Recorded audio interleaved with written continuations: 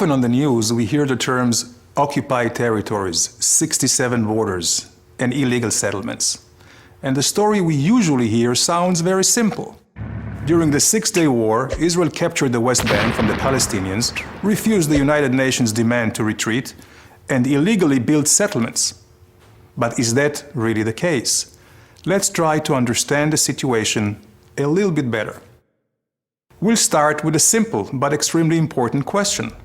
From whom did Israel capture the West Bank? From the Palestinians? No. In 1967, there was no Arab nation or state by the name of Palestine. Actually, was there ever? Israel took over the West Bank from Jordan in an act of self-defense, after Jordan joined a war launched by Egypt and Syria to destroy Israel. Oh, by the way, destroying countries is rather illegal. The United Nations back in 1967 rejected repeated Arab and Soviet attempts to declare Israel as the aggressor. Security Council Resolution 242 did not demand a unilateral Israeli withdrawal. Rather, the United Nations called for negotiating a solution which would leave Israel with secure and recognized boundaries. In effect, defensible borders. But wait a second. What was Jordan doing in the West Bank in the first place? What was its legal justification? Well, Jordan had It had no legal justification. Jordan simply occupied it during its previous attempt to destroy the newly established State of Israel in 1948, changing the commonly accepted name Judea and Samaria to the West Bank. But that did not really convince anybody. And almost no one recognized the legality of Jordan's occupation, not even any of the other Arab states.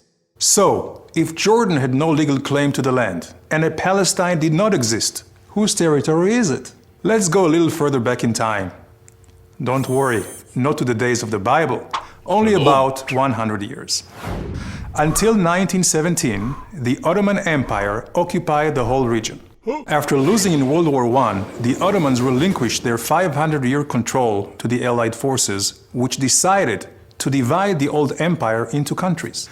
Britain's foreign minister, Lord Balfour, recognized the Jewish people's historical right to their homeland, a small area equivalent to about 0.5% of the Middle East was designated for this purpose.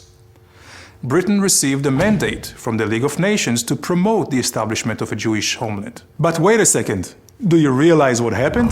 The Jewish homeland originally included not only the West Bank, but also the East Bank of the Jordan River. I guess you cannot say the Jewish people have not accepted some painful compromises already. Anyway, the League of Nations' recognition of a Jewish homeland, which includes the West Bank, was reaffirmed by the United Nations after the Second World War. With the British mandate ending, United Nations General Assembly Resolution 181 recommended the establishment of two states, one Jewish and one Arab. The Jews accepted it and went on to create the State of Israel, while the Arabs refused the compromise and launched a war to destroy the newly established Jewish state. Resolution 181, a non-binding recommendation in the first place, remained with no legal standing. At the end of the war, a ceasefire line was formed, where the Israeli and Arab forces stopped fighting. At the insistence of the Arab leaders, this line was defined as having no political significance. So, although this line is commonly referred to as the 1967 border, it is not from 1967, and it was never an international border. This is why a more exact legal definition for the West Bank, according to international law, is really the same as in so many other areas where there are or were territorial disputes, but which are not defined as occupied. For example, Zubarah, the Tams Islands, the Western Sahara, amongst many others. They are not considered occupied territories, but rather disputed territories. So, let's return for a moment to our illustration and examine the complete chain of events. Israel's presence in the West Bank is the result of a war of self-defense.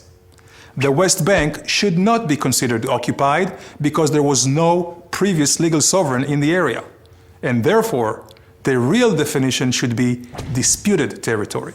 The 1947 partition plan has no current legal standing, while Israel's claim to the land was clearly recognized by the international community during the 20th century. That is why the presence and construction of Israeli settlements in the West Bank should not be considered illegal. These are not just my own opinions. They are based on conclusions made by world-renowned jurists like Professor Eugene Rastow, Justice Arthur Goldberg, and Stephen Schwebel, who headed the International Court of Justice. So what's the solution for the dispute over the West Bank? Unfortunately, there is no magic solution. But the only way a solution will ever be reached is if we base our negotiations on legal and historical facts. So please, let's stop using the terms occupied territories and 67 borders. They're simply not politically correct.